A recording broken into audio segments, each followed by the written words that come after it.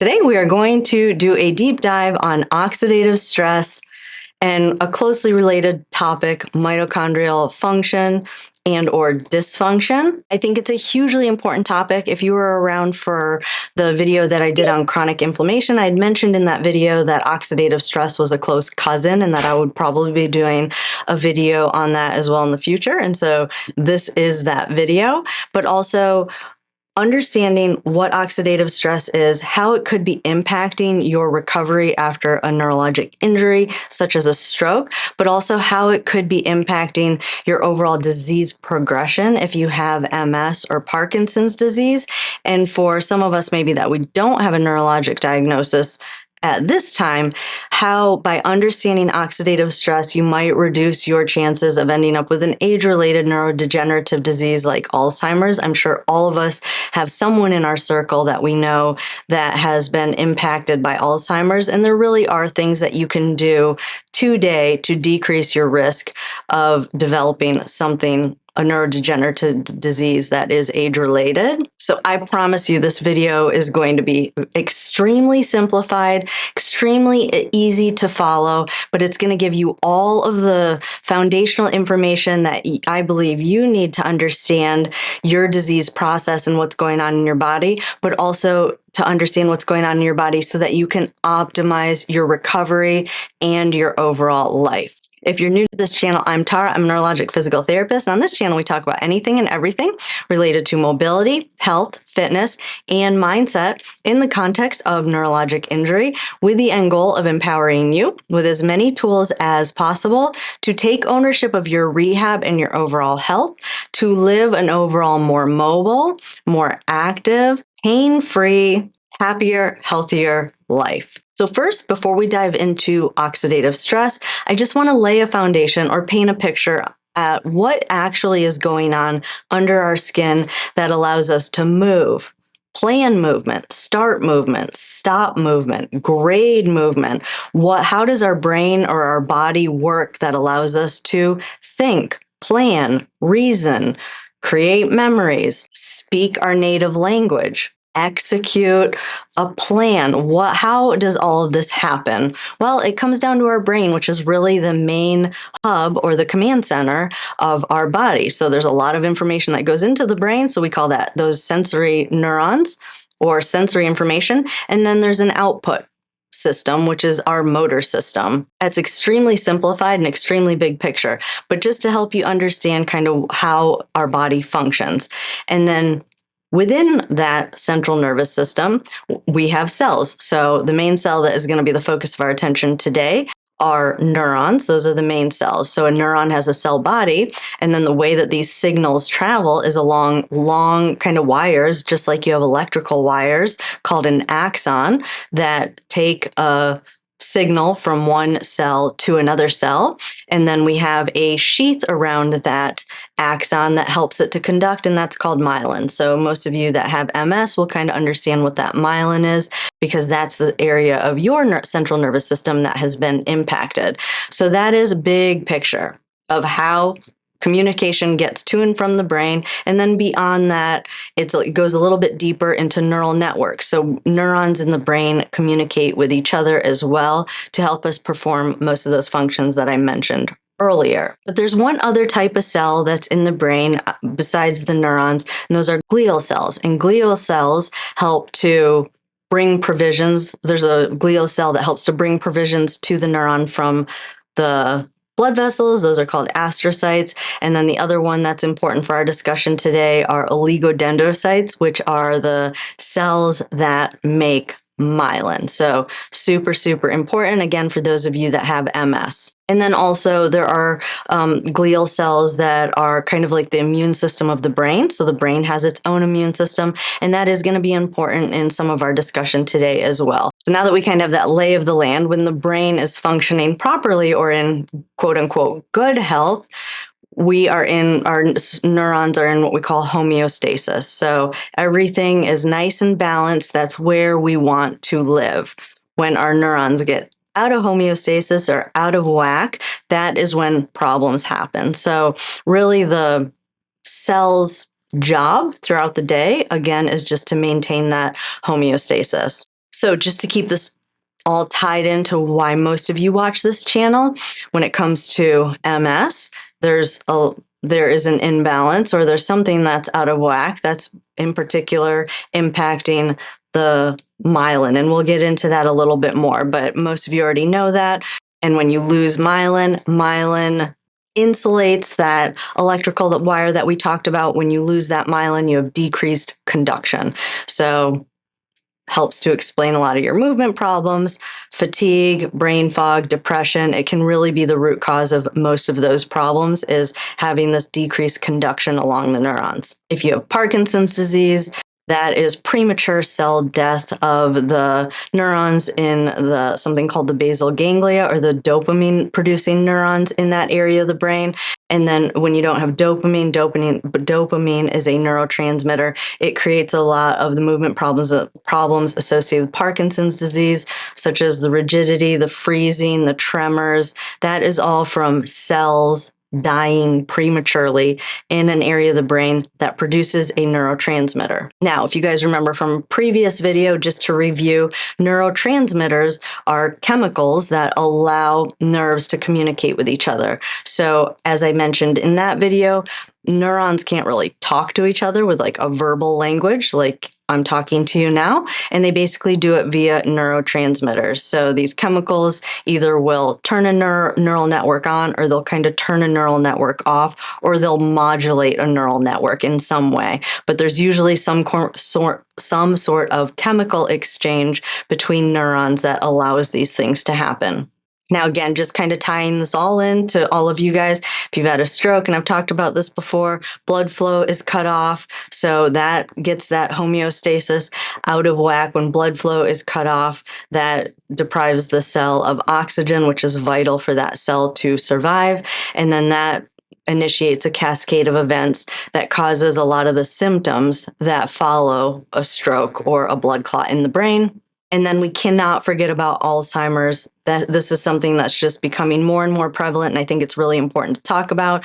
But there is age-related cell death, and some people have cell death prematurely or have more cell death earlier on, and that causes some problems too, such as Alzheimer's. So now we're just going to go back to that neuron, and we're going to go one layer deeper. So again, I told you that neuron is a cell body with a long string attached to it, like an electrical wire that's wrapped in what we call myelin, and myelin helps a signal to pass down that electrical wire. Now within that cell, that neuron, but this is also in those oligodendrocytes I mentioned too, that's another type of cell, but all of these cells, they have mitochondria. So every cell in our body has mitochondria. The density of mitochondria, or the concentration of mitochondria in each cell, is different depending on the needs of that cell type. But mitochondria are basically the energy producers in the cell.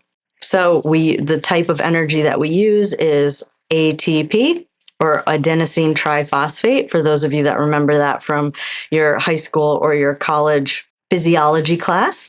The other thing that mitochondria do is they are kind of responsible for cell death. So when a cell is getting towards the end of its life, the mitochondria is what kind of initiates that cell's death. And there's other things that the mitochondria do, but that's the most important function for our discussion today as it relates to oxidative stress. So one other thing that's important to know about mitochondria for our discussion today is that mitochondria have a shelf life. They basically have a lifespan, and they don't want to outlive that lifespan. So there is an optimal amount of time that a mitochondria is meant to be alive. And if they outlive that, they kind of become dysfunctional. Or if we have premature mitochondrial death or destruction, then we have a lack of energy. So there's a fine balance there. It comes again back to that homeostasis, that there's a very fine balance within the cell and also within the mitochondria to maintain that homeostasis. But let's talk about energy for a minute. So I did talk about why mitochondria are important as far as them being the producers of energy in the form of ATP within a cell.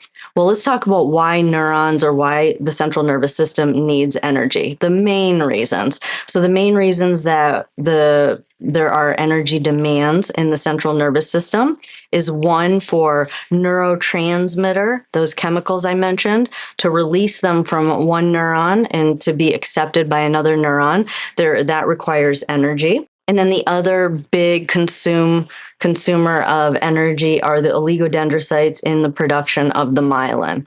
So again, for those of you that have MS, super, super important to have those oligodendrocytes, those mitochondria, giving energy to those oligodendrocytes to produce that myelin. And then for all of you, stroke, Parkinson's disease, MS, that nerve transmission via those neurotransmitters consumes a ton of energy, probably one of the leading consumers of energy in the brain. So lack of mitochondria or dysfunctional mitochondria, just make this connection: lack of energy, lack of nerve transmission, and lack of myelin production. All right, so now let's go back to those mitochondria again. So I mentioned those mitochondria produce that energy in the form of ATP. Well, important for today's discussion is the fact that a byproduct of that energy production system via the electron transport chain within the mitochondria spits out what we call reactive oxygen species, which is a free radical and is going to be the main topic of the main purpose of our conversation today as it relates to oxidative stress. So the process of producing energy in the form of ATP, which allows nerves to to communicate with each other, and also produces the wrap around the nerves in the form of myelin, produces that reactive oxygen species, which is a free radical. So quickly, a free radical and simplified. A free radical is just an unstable molecule, so it just means it has one extra electron. Now, everything comes in pairs, so when you have one extra electron on a molecule, it's either going to be stealing electrons from other molecules, or it's going to be giving electrons away, which in turn is going to make other molecules unstable and can cause problems. But we'll get to that in a minute. But for those of you who do study this a little bit, or do read some of the literature on this a little bit, or have an understanding of this, free radicals aren't all bad. There are some upsides to free radicals. So free radicals in small doses are what we use, are released also from immune cells, which is important in fighting infections. So I just want to lay the land, because they do get a bad rap, that they're not all bad. So they do help with that. But on the flip side, as with anything, we'll go back to that homeostasis word that I keep bringing up.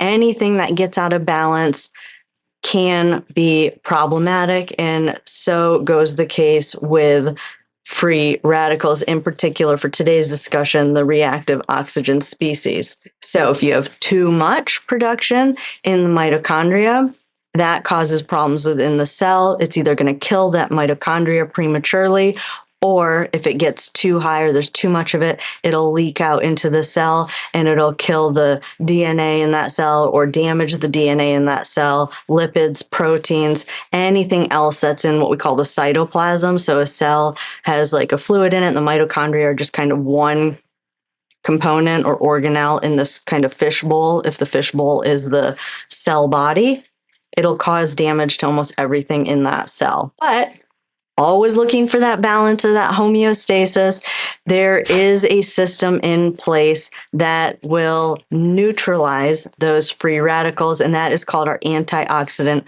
defense system. Part of that antioxidant defense system are enzymes that are located in the mitochondria and in the cells that will help to neutralize those free radicals. So good news is that our bodies are extremely resilient. So again, none of these videos that I make on health or, lifestyle things should ever scare anyone. I do believe for those people that get in those rabbit holes, or those experts that put these videos out that just fear fearmonger everyone into like, you have to eat certain foods and do all these things. And I'm guilty of that sometimes, but I always have to remember that our bodies and our cells are extremely resilient. So there are lots of systems in place that prevent things from getting out of balance, or when we get out of balance, that bring them back into balance. And the antioxidant defense system is one of those things. But unfortunately, and part of this is just part of the aging process, we do start to develop an imbalance just with normal aging. But what happens when we have too much reactive oxygen species or free radical and the antioxidant defense system just cannot keep up? That is when we end up with oxidative stress. So it's finally come to the actual point of this video. I know that was a long way to get there, but it was important so you guys can understand again what's going on inside your body. But when this is out of balance and you have more reactive oxygen species that then your antioxidant defense system can keep up with, you end up with something called oxidative stress. Now, what causes this to happen? So we have to go back to those free radicals again. I know I talked about the mitochondria and how they are the main producers or one of the producers of those free radicals, or in particular, the reactive oxygen species. But there are other things that produce free radicals as well. One is that they are secreted from immune cells. So if you watch that chronic inflammation video, you remember I talked about those immune cells and how there are chemicals that or molecules that are released that activate those immune cells or deploy those immune cells. And then part of the function of those immune cells is to go to an area of infection, wrap up anything that doesn't belong there, that's foreign, and destroy it and carry it away. Simplified. Well, it makes sense that if those immune cells are killing another cell and removing it from our body, that reactive oxygen species might be helpful. So immune cells release free radicals. So that's another important aspect, or how we end up with free radicals in our system, are infections. But obviously, just inflammation in general, especially like that chronic inflammation that I talked about in that video on inflammation, that will also put us in a state of oxidative stress where we have more free radicals than that antioxidant system can keep up with. Mental stress can also create an environment of oxidative stress. And again, remember, I'm sticking mainly with the neurons in the brain at this point. Some cancers can cause this, and aging. So I've mentioned that before. It is just a normal part of the aging process. Simplified, our cells really just become less efficient. Now, at this point, these might be kind of no-brainers, but the other ways that we end up with oxidative stress, or we have more free radicals than we do antioxidants, are pollutants, cigarette smoking. These are things from the environment that actually we allow into our body. Certain medications can cause this. Smoked meats can increase our oxidative stress or create a situation of oxidative stress in our system. And of course, I talked about this in that video on chronic inflammation. Remember, I said they are closely related.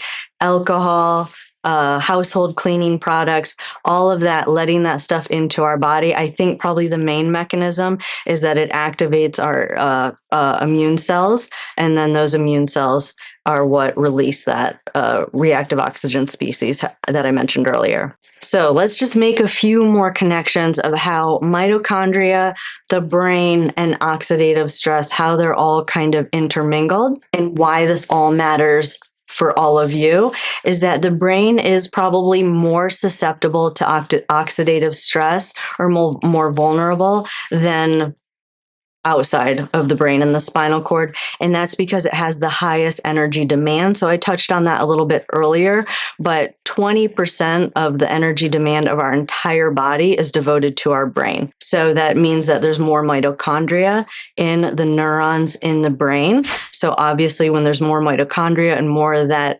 ATP electron transport chain that I mentioned earlier, more of that going on, you're just spitting out more reactive oxygen species. So that's another reason why it's more susceptible to oxidative stress. And because there is more of this reactive oxygen species being spit out, it makes the mitochondria in the neurons in the brain more susceptible to damage. damaged mitochondria in the brain. There's two things that happen when a mitochondria becomes inefficient or dysfunctional is you produce more reactive oxygen species, so more free radicals and less energy. So you're getting more of the bad stuff and you're not getting the energy to meet the demands of those highly demanding neurons in your brain. And if those reactive oxygen species, and I kind of mentioned this earlier, but it's always worth repeating, when they seep out into the cell, they damage the DNA, they damage the lipids, the proteins, everything that allows that cell to function properly. Super, super important. Now, there's one other kind of area of the brain that I haven't mentioned yet that is important before we move on, and that is the blood-brain barrier. So I talked about it in that chronic inflammation video, but we do have a blood-brain barrier that kind of filters or reduces or prevents stuff from getting into the brain because the brain is so vulnerable and there's so much going on, and it is the command center. I feel like it's the Secret Service around the president. Like, you just need more people protecting the commander-in-chief of the free world. Same thing with our brain. You need more protection around it to prevent things from getting in that could be potentially damaging. And that'll be important as we drill down more into how oxidative stress and all of this that I've gone over so far, how it's implicated in specific diseases. But now let's talk about those specific diseases. So how is this all implicated in MS? So for those of you that have MS, most likely you probably know all this. This is extremely simplified, but MS is basically when immune cells that are outside the brain actually find their way into the brain, and in particular, they attack the myelin. Now, because these immune cells are foreign, and I do kind of have a theory on that, but again, I'm not a scientist, but, the oligodendrocytes are the cells in the brain that produce myelin or that protective coating. Those are not the same cells that produce the myelin in the peripheral nervous system, which is outside the brain and spinal cord. Those are called Schwann cells. So my theory or my thought is, I couldn't actually find this written down, so take what I say with a grain of salt. But my theory is that when these peripheral immune cells work their way into the brain and they get where they're not supposed to be, those oligodendrocytes are foreign to them, maybe, and that's why they attack those cells. That's just my own thought, using my logic and not really what scientists have written down and said. But anyway, that's kind of what I think maybe part of the problem is. Someone smarter than me could probably correct me if I'm way off base on that. But in any event, that myelin is attacked. And what we know, or what the literature has reported, is that they have found that people that have MS, they have a continuous production of reactive oxygen species that apparently looks different than someone with a healthy brain or someone that doesn't have MS. So that is creating that imbalance, which is creating the oxidative stress. Now, when it comes to stroke, extremely simplified, but you had that blood clot, blood flow is cut off. That means oxygen was cut off to that cell. That activates the immune cells in the brain. And then there's a ton of cascades, multiple cascades of events that occur in the days and weeks and months following that event or that blood clot, even once blood flow is restored, that causes a lot of problems. One thing that we know happens is that the blood-brain barrier is degraded or broken down. And so again, those peripheral immune cells are able to infiltrate or get into the brain and cause a lot of what I've already talked about. It will also attack the myelin, but also you will get this overproduction of free radicals in the brain. So that is how oxidative stress is implicated in stroke. And same with Parkinson's disease, similar mechanisms, and with Alzheimer's. I'm going to probably do a deeper dive on these individual diseases in separate videos, but that's just big picture as to how this all relates and why understanding oxidative stress is so, so, so important. All right, and now before we dive into what to do about it, let's just bring this all full circle. So just to review, neurons need energy to transmit signals, whether that's sensory, motor, or entire neural networks. They need energy to release those chemicals from one neuron to the other so that neurons can communicate with each other. Mitochondria produce the energy. That energy is not only used for cell signal transmission, but that it's also used for myelin formation and timely cell death, necessary to maintain brain homeostasis. Free radicals are a byproduct of cellular metabolism or a byproduct of this energy production in the mitochondria. The antioxidant defense mechanism or defense system is necessary to keep these reactive oxygen species or these free radicals in check or to neutralize them. When you get a mismatch or they're out of balance, you end up with dysfunctional mitochondria, which produce more reactive oxygen species and less ATP and cell death. And then all of that is important when it comes to MS and stroke, where there's potentially a breakdown in the blood-brain barrier, which allows this process to kind of spit out or generate more and more free radicals, causing more and more damage to the brain, less and less energy, less efficient neurons, less signaling, but also implicated in Parkinson's disease and Alzheimer's disease. So hopefully now that all makes sense. Now you understand what's going on at the cellular level in your brain at all times, especially if you're someone who's had a stroke, you have MS, you have Parkinson's disease, or you or a family member has Alzheimer's. So now that we know all that, what protects the brain, those neurons in our brain that allow every function in our body to happen, what protects them from oxidative stress? Well, it's really simple. So this was a long video for a very simple answer. Oxidative stress is bad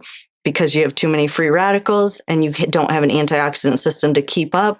How do you prevent oxidative stress? Well, you prevent it by decreasing the amount of free radicals so that everything's in balance and the antioxidant defense system can keep up and neutralize those free radicals. Very, very simple. Now, how do you get there? Like, what are the actual behaviors that you need to do? Well, in this video, to keep things super simple, all we're going to talk about are things that to eliminate. Now, let me explain that. So there's a lot of talk about antioxidants and this antioxidant and that antioxidant, and there's a ton of information out there on antioxidants. There's a lot of people out there that want to sell you really expensive products, but I think for this video, I want to focus on how do you reduce free radicals. So instead of upregulating your antioxidants, which it's controversial, and I'll explain why. How do you just reduce the free radicals, which in my mind makes more sense because it's more logical that it actually works.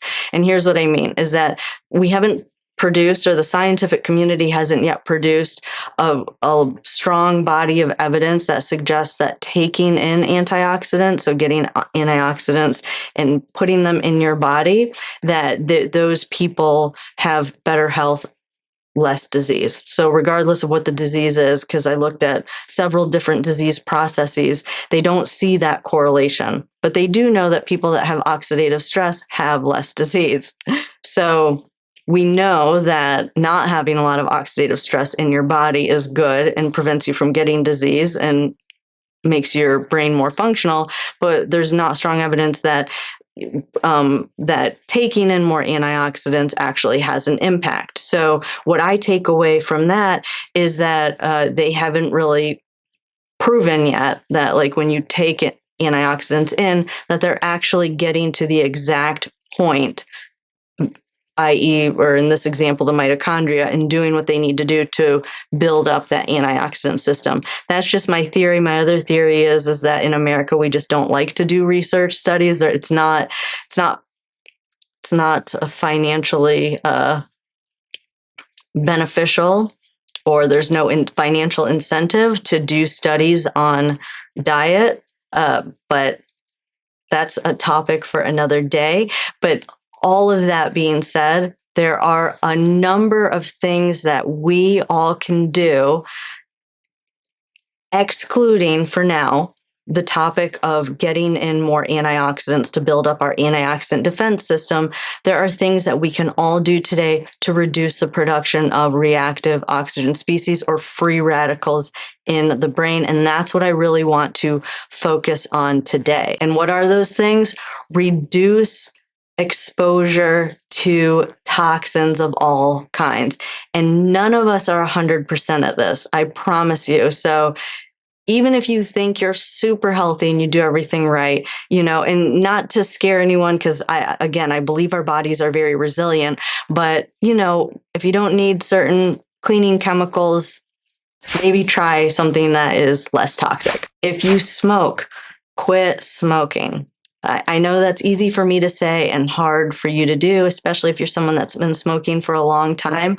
But step one is deciding in your head that it's worth it. So that's why I give these long explanations, because for me, when I make lifestyle choices, when I understand what's going on inside my body, it is easier for me to make choices. So first, if you are a smoker, just, you have to decide in your mind that you actually want to quit and you actually want to be a non-smoker, and then just take small steps, talk to your doctor about it. There are things that they can do to help you to quit smoking, but definitely if you're a smoker, especially if you're a smoker and you have MS, if you smoke anything, that's including cannabis, and the electric cigarettes, if you smoke anything, you are getting this overproduction of free radicals in your body, which are damaging your cells, decreasing conduction, just to review, and ending in causing premature cell death.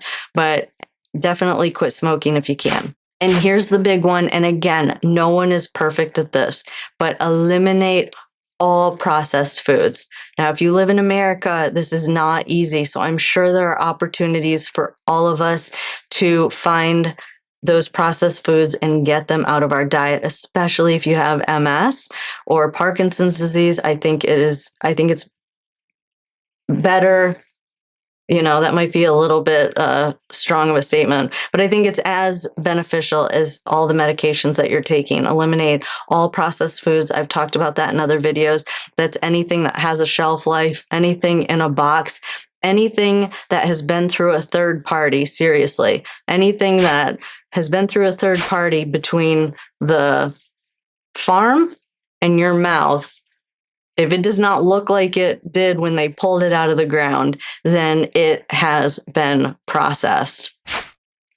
Along those same lines, I would eliminate all sugar. There is nothing good about sugar. I'm going to do a separate video on sugar because it's such an important topic. And I'm learning things about sugar right now. And I'm pretty healthy and I don't really eat a lot of sugar, but I'm learning things about sugar right now that I didn't even know. So I'm definitely going to add a video on that. But all white sugar, anything fructose. So white sugar, brown sugar, anything like that. Try and get it out of your diet. It is causing damage to the cells in your brain, decreasing conduction, and ultimately causing the brain fog, potentially leading to the brain fog or contributing to the brain fog, the depression, lack of movement, poor energy, fatigue, things like that. So get rid of white sugar if you can. And this should go without saying, alcohol. Alcohol is toxic. So it's definitely increasing your reactive oxygen species. And I think this is all like kind of a continuum. So if you have multiple of these things, even more reason that you should not just cut back on alcohol, but eliminate alcohol. If you've had a stroke or MS, you already have an imbalance. So I think it's even more important to eliminate things such as alcohol. And then some things that are controversial. And I really think this comes down to because each individual person might have certain allergies to certain things, but some people do say that dairy is can create some oxidative stress. Dairy products. Some literature says eggs, but again, I am not too concerned about that. I think the big ones are to eliminate processed foods. If there's anything you can do to improve your chances of recovery and decrease the amount of impact that this is your disease progression, if you have MS or Parkinson's disease, is having on your body, is to eliminate processed foods and eliminate white sugar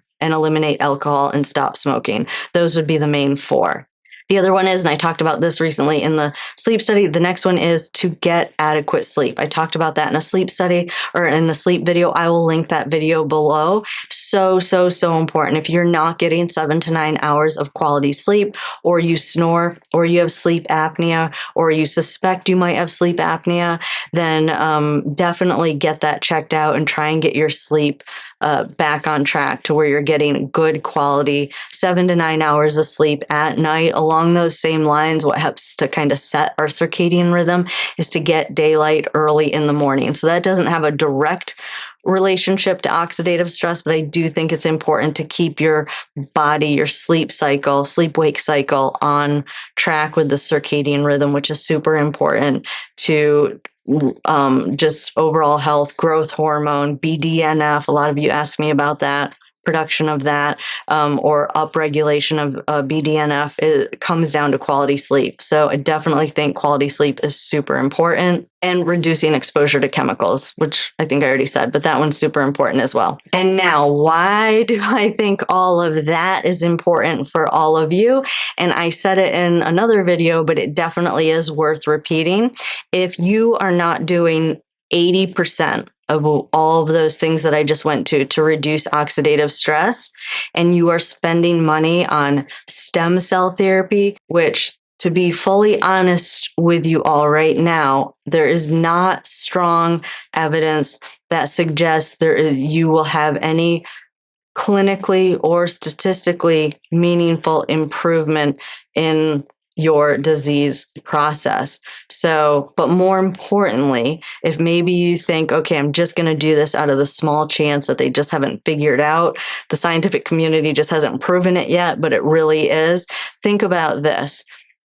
If you have oxidative stress, if you have an environment of oxidative stress, and you're injecting these stem cells, and you want these stem cells to mature into a neuron, to replace a neuron in your brain, which they haven't really proven yet. If that is true, and that's what you're hoping for, and that's what you're banking on, imagine taking a lemon seed and putting it in a cup of water and expecting a lemon tree to grow. It's not going to happen. You have to put a lemon seed into fertile soil in the right environment in order for that lemon tree to grow. Same thing in my logic with a stem cell. So if you're eating processed foods and you're smoking and drinking alcohol and you're sedentary, all of these things contribute to oxidative stress or give you an imbalance between your antioxidant system and your free radical system.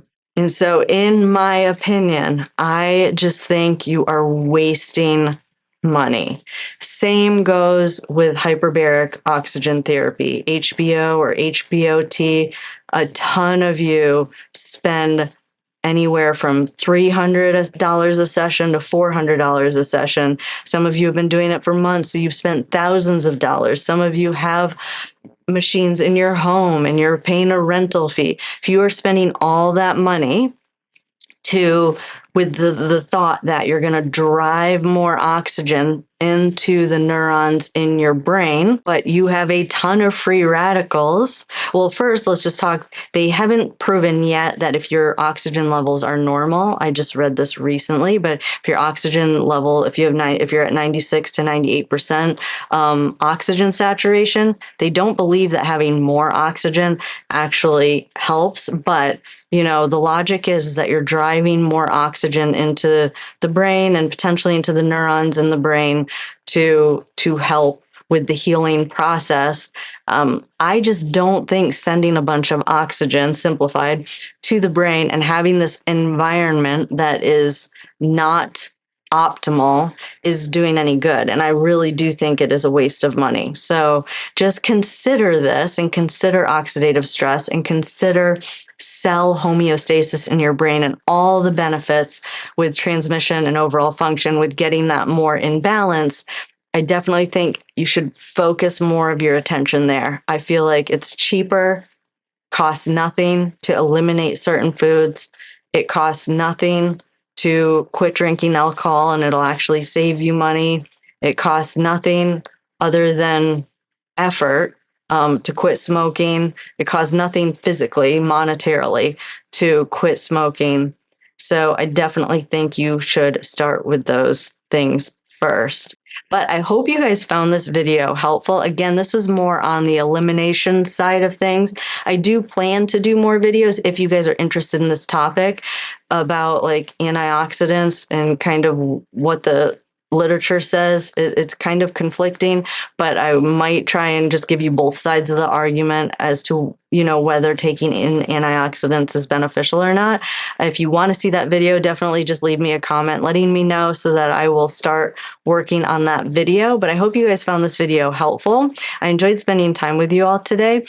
Obviously, this is a little bit of a longer video and you didn't really get any exercises, but for those of you that are new, most of my videos are geared towards exercise and getting movements back. So I know that's why a lot of you are here.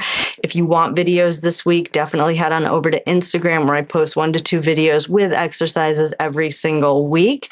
But also if you're new to this channel and you don't like these longer form videos, most of the videos are extremely short with really simple exercises. So if you want that type of video, definitely hit the subscribe button, turn on that notification bell so that you'll get notified every time I upload new videos. I enjoyed spending time with you all today, and I look forward to seeing you in the next video. You have a good day.